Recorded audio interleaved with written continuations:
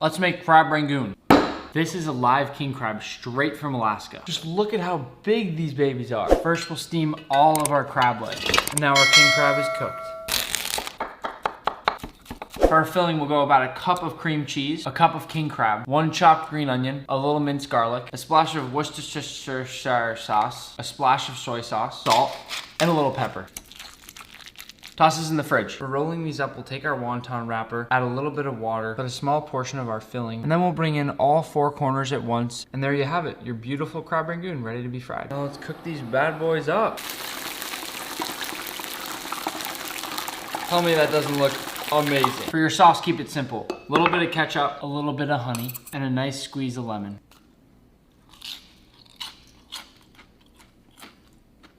Yummy. Let's make homemade garlic naan in a cast iron skillet. Into a bowl, add a 1/2 cup warm water, a teaspoon of sugar, and a packet of active dry yeast. Stir and then let this sit for 10 minutes. To the center of our cutting board, we'll add 2 1/4 cups all-purpose flour, then make a nice well right through the middle. Then we'll add a 1/2 cup plain yogurt, a tablespoon of oil, and just a pinch of salt. Then we'll add in our yeast mixture. And now combine the dough and knead about 10 minutes until it's soft and smooth. Now lay a damp kitchen towel and rest it in a warm place for an hour. Remove your towel, flour your surface, and divide your dough into 6 to 8 equal pieces. Roll your dough into a circle, add your dough to a cast iron over medium-high heat. The bubbles should form up nice and quickly. These bubbles are stupid thick. Flip it over. I am extremely pleased with how this naan turned out. Now in a stainless steel pan, add a nice hunk of butter, followed by some minced garlic. Brush on your garlic butter and finish with some freshly chopped parsley. Here we go. That's crazy. Let's make homemade pizza bagels. In a large bowl, add 1 1/2 cups lukewarm water, 1 tablespoon of honey, and a tablespoon of active dry yeast. Whisk and let stand for 5 minutes. Now add 1 1/2 teaspoons salt, and while mixing, add 3 1/2 cups of bread flour. Flour your work surface, place down your dough, and knead for about 10 minutes until smooth and elastic. Place your dough in a greased bowl, then cover with a damp towel, and rest it in a warm place for an hour and a half. Isabel, get out of here, I'm filming. Peel off your towel, then punch down that dough. Divide it into 16 pieces. Roll it on your board until you get a perfect circle, and pinch right through your dough ball. Boop. Cover them again with a damp towel for 30 minutes. Splash of baking soda and into boiling water. Let your bagels cook for a minute on each side. Brush beaten egg, then bake at 400 Fahrenheit for 15 minutes. At the 15-minute mark, rotate that pan and cook about 5 more minutes. Slice your bagels in half, add on your marinara and some good mozzarella. Broil till golden brown. It definitely passes the cheesiness test. These pizza bagels are hella good looking. You guys, this is the one right here. Let's break down a whole chicken blindfolded. When I was on MasterChef, Gordon taught us how to take a stunning bird like this and break it down. It's so easy. Honestly, for me, I could do it with my eyes closed. Unbelievable. So I'm gonna do the same. Let's break this baby down. To start, open up the leg and cut right down along the inside. Then break the joint and cut the rest of the way through. Same thing with the other side. Now we have the drum and the thigh. So, right down, feel where the knuckle is, cut right through.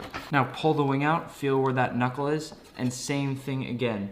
Cut right through that knuckle. For the breast, cut right down the side of the bone here. When we get to the wishbone, same thing with the other side. 2 wings, 2 breasts, 2 drums, 2 thighs, and a carcass. Boom. Let's make soft pretzels. Add 1 1/2 cups warm water, 1 tablespoon salt, and a tablespoon of sugar. Then add 1 packet of active dry yeast and let this rest for 5 minutes. Now add 4 1/2 cups of flour and 2 tablespoons of oil. Cover and leave this in a warm place for 1 hour. Now we'll roll it out. And to shape our pretzel, we'll go over again, and lay it on top and push. Now we'll add 2/3 cup baking soda for our baking soda bath. For our egg wash, just 1 egg. Paint them all over with egg wash. And you already know I gotta hit them with a little bit of flaky salt. Now bake these in the oven at 450 for 10 to 15 minutes. Tell me this baby isn't absolutely gorgeous. Little Dijon mustard.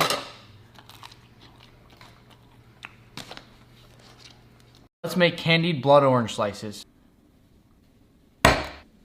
We want very thin slices. Start with 2 cups sugar and a cup of water. Swirl this around over medium heat until the sugar melts. Place your orange slices in and cook them over low heat until the rinds become translucent. Place each slice on parchment paper to let them dry. That's almost as pretty as you. These would make great gifts for the holidays. Let's make homemade buffalo wings.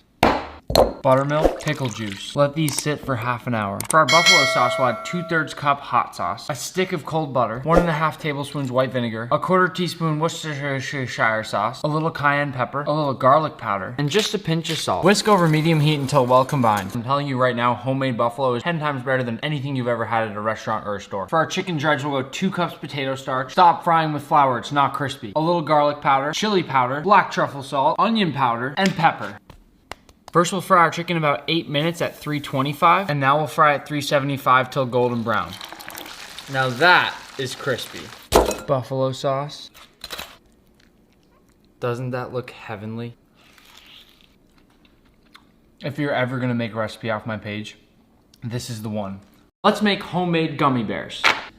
1 3-ounce packet of flavored Jell-O, 1 packet of unflavored gelatin, and a 1/4 teaspoon citric acid. Stir to combine. Then add a 1/4 cup corn syrup and a 1/3 cup of water. Stir gently with a soup spoon. Then let this sit for 5 minutes. Microwave this on and off for about 1 minute and 15 seconds. Fill up your oiled gummy bear mold and let it rest for half an hour. Then place this in the fridge for half an hour. Push the gummy bears from their mold. Then let them sit upright for 48 hours. And once your gummies have been well rested, you'll end up with these perfect, beautiful gummy bears. I mean, come on. How cool are these?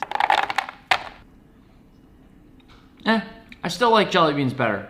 Let's make strawberry tongue hulu. Start with 2 cups sugar and 1 cup water. Bring it to a boil, but don't stir. Shake it if you need to. When your sugar starts to get a little color, dip something in there and then directly into a glass of ice water. If the sugar on the end gets crispy, we're ready to dip. Into our sugar and then into our ice water. That is 1 shiny strawberry. That is crazy good. Let's make fruit leather. Start with a big handful of berries, then a nice drizzle of honey. Now blend it up.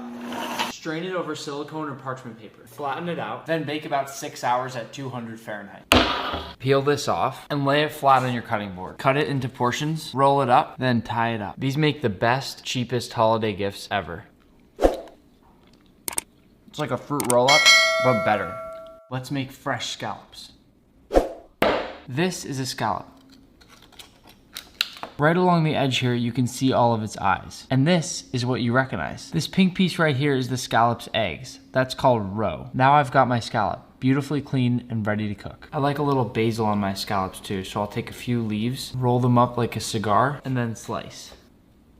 Start with a little clarified butter. With my pan on the highest heat possible, I'll put my scallops down. Finish them off with a nice chunk of butter and a big squeeze of lemon. My 3 scallops out on my plate. Drop a little bit of my butter lemon sauce. Finish with a little bit of basil. Nothing like seafood right out of the shell. Let's make homemade Pop-Tarts. I'll add a cup of flour and just a pinch of salt. Then I'll slowly add in 6 tablespoons of cold butter. Once it starts to look crumbly, we'll add in our 4 tablespoons of cold water. Roll out your dough really thin. It should be good when you can barely see your cutting board through the bottom. Cut and shape your Pop-Tarts. For our filling, we'll heat a few berries with some water and a small sprinkle of sugar over the top. Take it off the heat when your jam looks like this.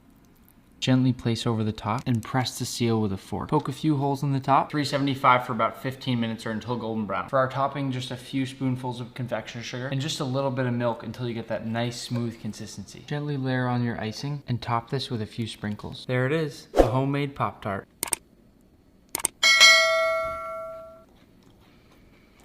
I'll never touch a store-bought Pop-Tart again.